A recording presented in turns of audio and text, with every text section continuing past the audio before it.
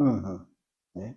Yo siempre ando diciendo que Marcos fue por los 50, entre 50 al 60, pero esa razón, el tiempo, también la distancia que hay desde la muerte de Jesús, muerte y resurrección, ya pasaron 40 años. Como dice, las primeras generaciones, pues tal vez más cercanos, ellos lo entienden, está bien, pero las siguientes generaciones que no tienen esa experiencia, pues ellos por eso empiezan a surgir los evangelios escritos, para dejar testimonio de los dichos y los hechos de Jesús. Sí, si se pierde la memoria, a lo mejor se nos haga, pues es que es tan poco tiempo, pues ¿cómo era posible? No, 10 años marcan una diferencia. Le digo yo, para mí, digo, cuando yo era joven, que me hubieran dicho que un día vamos a pagar una botella de agua, es algo que en esos días hubiera dicho yo, estás loquito, ¿cómo crees? Y ahora pagamos por agua. Si lo hubiéramos dicho a alguien allá en nuestra juventud, que un día nos iban a cobrar por ver la tele, pues nunca nos cobraban. Está ahí el canal 2 ahí siempre el domingo. ¿No? Cuando veíamos que los ricos pagaban la cablevisión y tomaban agua electropura, decimos, ¿para qué? Agua tienes abriendo la llave. Y ahora resulta que pues, todo está así. Cuando veíamos al santo hablando con Blue Demon por su reloj, santo, Blue Demon, santo, como que era una cosa. Y ahora es tan común. Son cosas, cómo cambian los tiempos. De una generación a otra.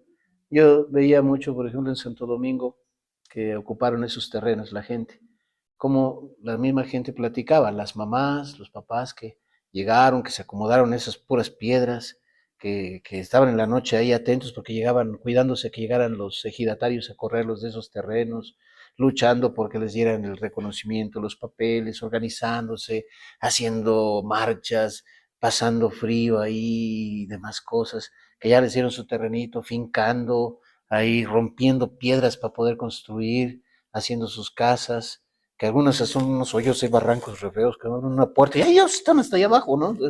Y cosas así. Y ya ellos tuvieron a sus hijos y los hijos crecieron. ¿Y qué tanta memoria tienen de lo que fue la lucha por la casa? Pues dicen, yo ni quiero vivir aquí. Les urge por vender la casa y salirse del lugar. Porque ellos no tienen esa memoria. O sea, de una generación a otra, nomás en 10 años, acá. Y ahora estamos peor, ¿verdad? Porque ya con eso que generaciones ya, que todos dicen que los boomers, los Z, los X, los cristianos, de que tanto cada rato, cambia tan rápido.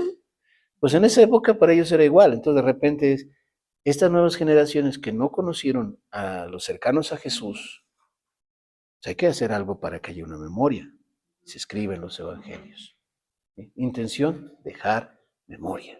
Sí. Bueno, sospechas de los estudiosos bíblicos, que a veces ven unas diferencias. La otra vez les mostraba cuando leíamos, Pablo siempre empieza de yo, Pablo, apóstol de Cristo.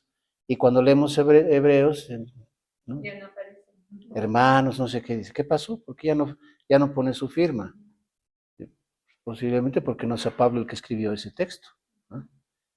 Entonces, falsa, no, es que tal vez Pablo da enseñanzas que los discípulos recogen, que a lo mejor no sé, están en otros, distintas formas orales, platicadas o algún otro escrito que no llegó a nosotros y ellos lo escriben para dejar fe de ello. Estas son las que dicen algunos discípulos o lo que serían las iglesias posapostólicas, que más bien ellos también tienen interés en salvaguardar algunos de estos, esta memoria y la escriben. Entonces nos dicen, esto era de Pablo, esto es lo que nos enseñó. Pero lo escribió a él, pues a lo mejor no, pero bueno, nos quedamos con que es de él y lo recibimos con los años nosotros como carta de Pablo, cuando a lo mejor no haya sido en esa misma dinámica.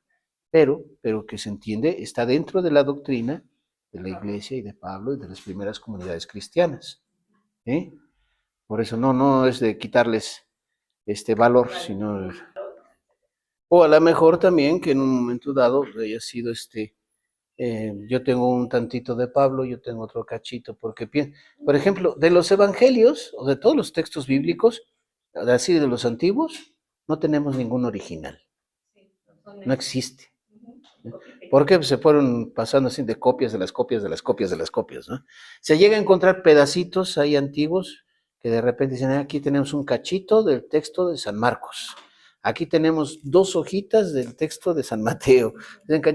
Casi andan a veces como rompecabezas armándolo, ¿no?